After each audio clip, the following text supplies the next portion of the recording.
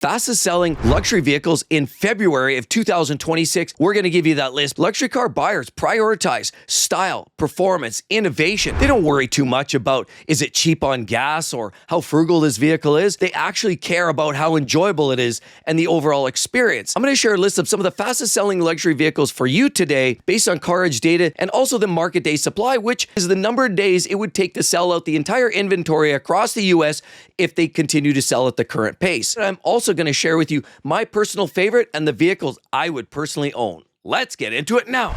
Life's too short to drive boring cars.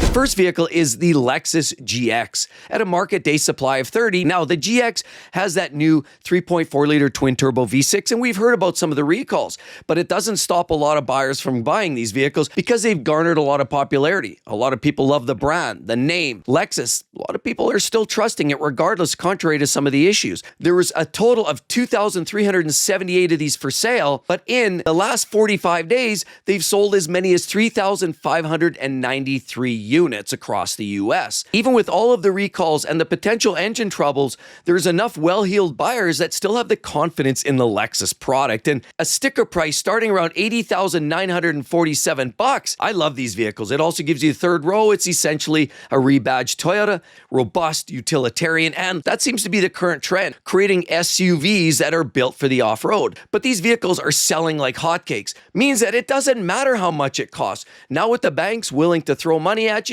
take out loan terms for as much as 7 or 8 or 9 years, a lot of people just don't care. They're going to buy them anyway, and they can justify it. The GX is a handsome, attractive off-road SUV built on a truck-style platform. It can handle anything you can throw at it. I love the looks. I love the style. And even with some of the recalls, it's still a quality vehicle through and through. This is one of those few Lexus vehicles I would truly buy once the engine issues get sorted out. The second vehicle that's selling like hotcakes in the luxury car segment is one that I've touted for a long time. I love a lot of the Lexus vehicles, but specifically the 450h Plus. That's the plug-in hybrid. You can get 50, 60 kilometers free range running, you get better performance, and it's made it up to one of their most reliable 4-cylinder engines. It has enough space for your friends and your family, and it's in a good-looking little SUV. Any of the hybrid Lexus vehicles in the NX series, which is their smaller subcompact, just hits the sweet spot. Makes your tummy all feel warm and giddy. I love the way they look. And honestly, there aren't many vehicles as good as these on the current market. With only a 30-day market day supply, and in the last 45 days, they've sold 3,796 units based on Car Edge data, all with a base sticker price of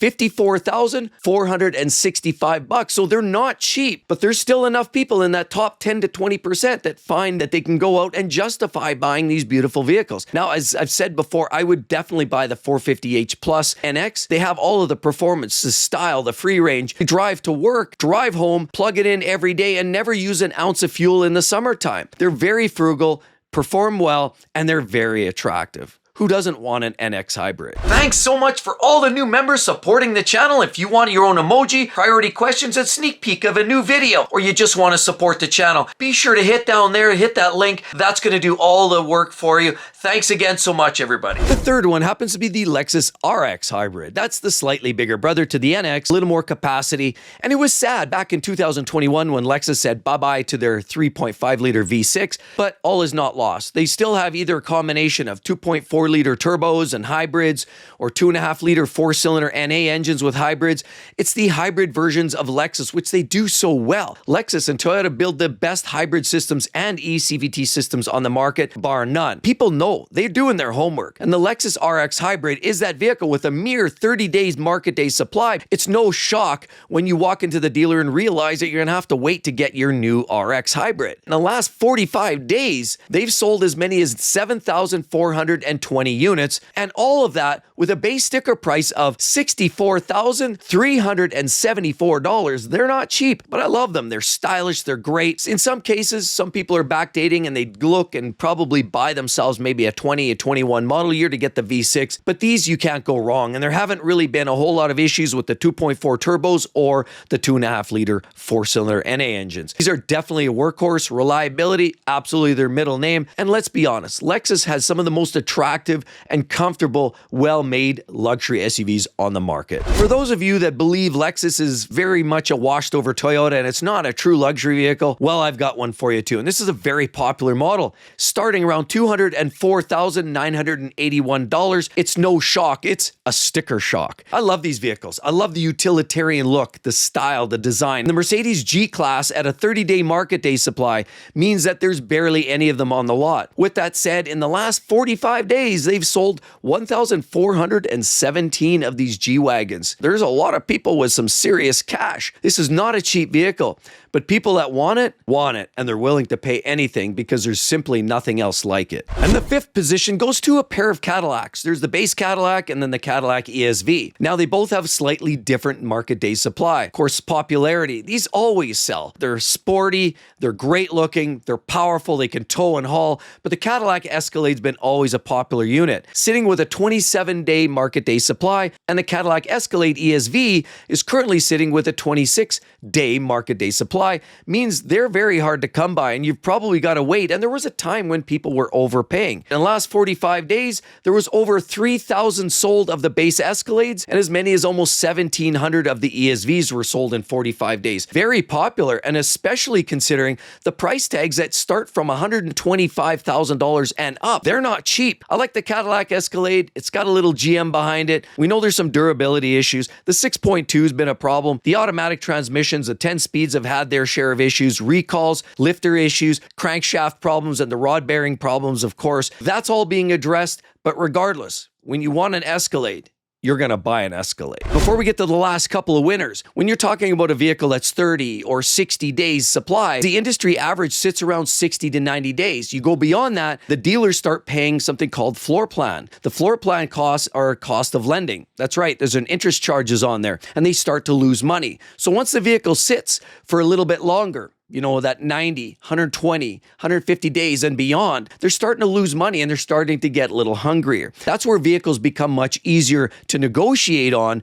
when you check the market day supply and they're up in that 150 to 200, 300 days market day supply. Chances are you're going to get a great deal. The unfortunate part is when it's down around 30, they barely got the vehicle. They usually even get a grace period where they don't even have to pay that interest charge. So bargaining on a vehicle that typically has a 30-day market supply just generally means you're probably going to pay sticker. Now, the good news is you generally don't have to overpay. These days, there's just enough inventory flowing and enough competition, and people are generally not paying any kind of market adjustment fees or markups. But you will pay sticker, and you probably won't get a whole lot of money off. But it might be worth your while because let's be honest, you're probably getting a vehicle that is quality, looks great, and a vehicle you probably want to own for a period of time. The second last vehicle, and the drum roll please, is the Lexus ES. That's right, a beautiful vehicle. Sadly, it's getting discontinued. These vehicles are running out of steam. Lexus is taking the approach of moving more towards, of course, hybrids, EVs, and certainly a lot of their SUVs.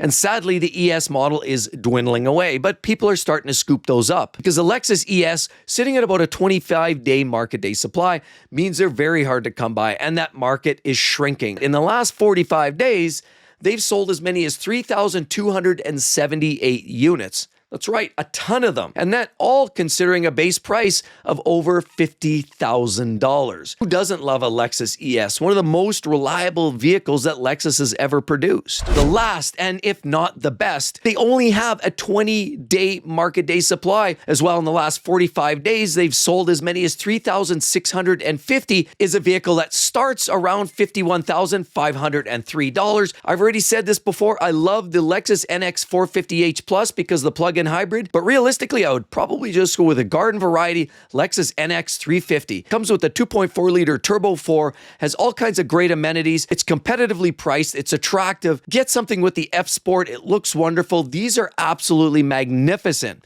I love them. And personally, you'll love one too. Take one for a drive. You'll know exactly what I mean. It's a softer ride. It's not so sporty. If you're looking for a more aggressive ride, you won't find it here. You're probably going to have to go with a BMW, maybe an X3. These are a little softer, more supple. couple, but the quality's there and it's going to last. It's a good looking vehicle.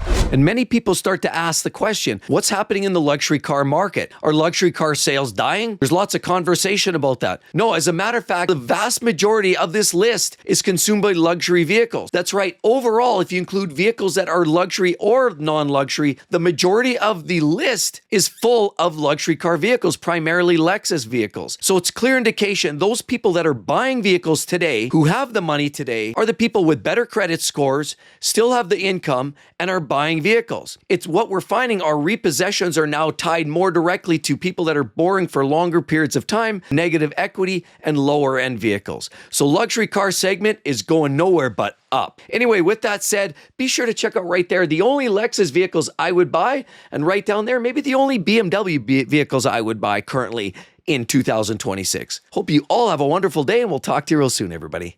Bye-bye.